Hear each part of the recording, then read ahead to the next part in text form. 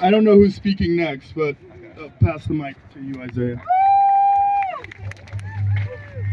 All right, y'all. Once again, we are out here to do the work. We are out here for justice, and we are not out here for just today. We are out here long term.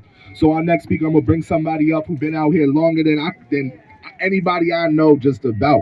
So I'm gonna pass it off to the awesome, the amazing, the wonderful new Paul Kiazolu right now. That's right. That's right here. Say his name. Tyre Nichols. Say his name. Tyre Nichols. Say his name. Tyre Nichols. My name is Nupal Kiazolu. I'm 22 years old, and I'm one of the organizers of tonight's protest.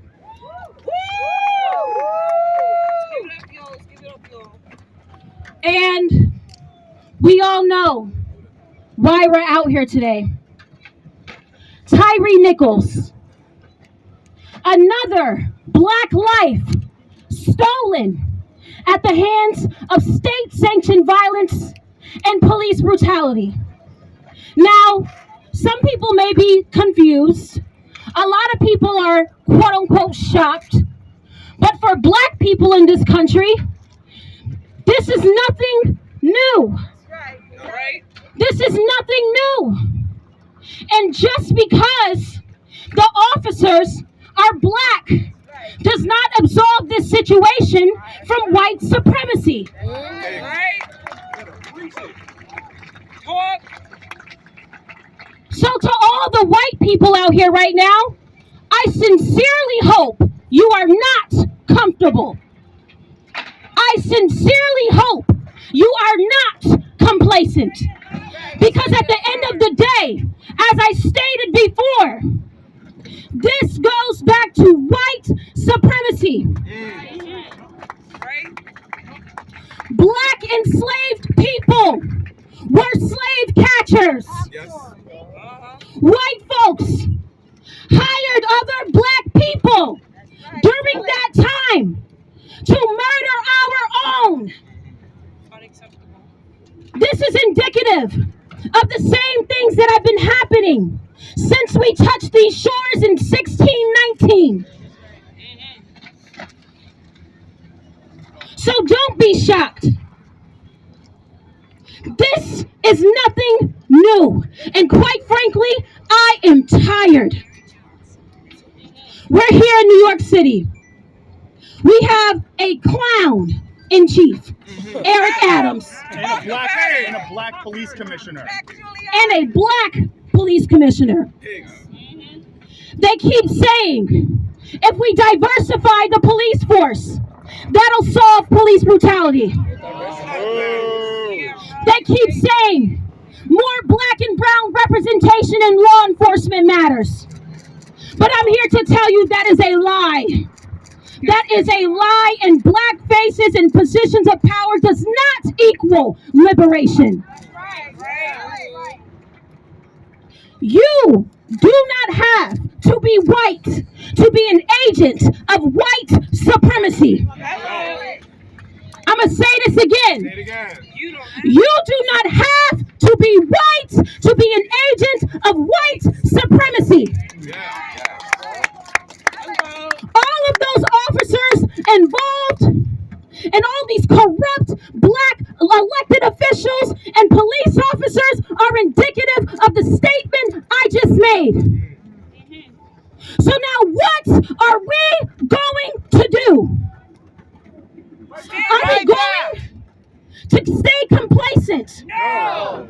Are we going to stand up and fight back? Yes. Are we going to stand up and fight back? Yes. Are we going to stand up and fight back? Yes.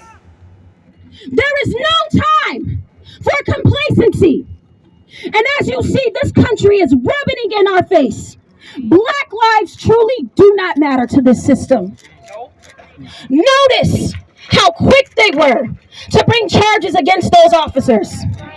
Someone take a wild guess as to why this process was expedited. Please, anyone, shout it out. Because they were black. Because they were black. If it was a white, So to the black officers listening right If you think that you are protected behind that badge, you are sadly mistaken.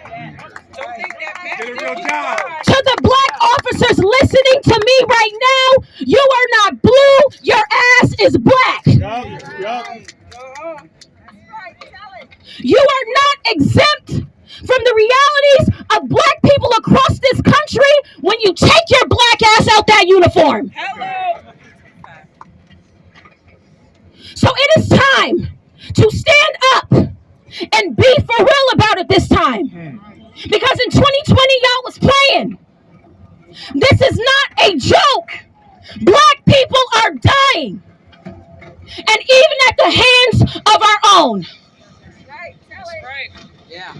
I'm from Brownsville, Brooklyn. The 73rd precinct terrorizes my community. You want to know what most of those faces look like that I see? They look like me. They're black. They're brown. So again, representation will not save us. The only compromise is abolition.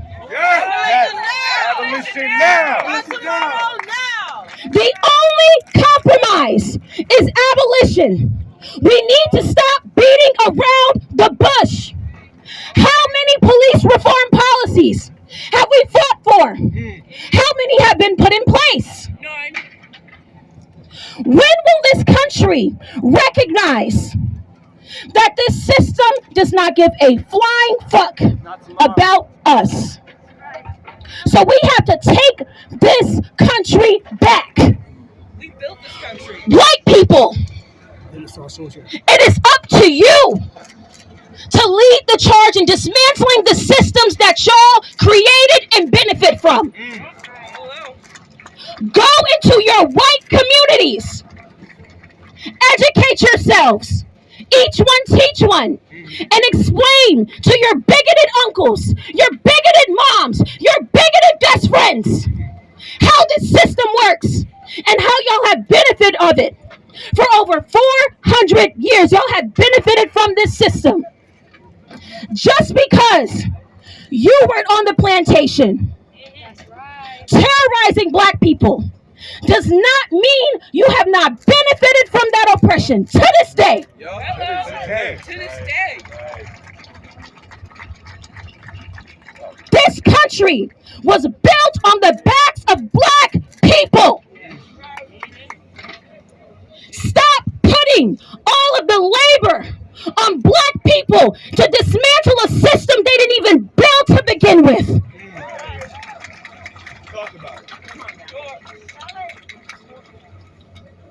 So I'm not saying no more. I think the message is pretty clear. It's time for us to show up truly. It is beyond a hashtag. Black people are not here to be your martyr.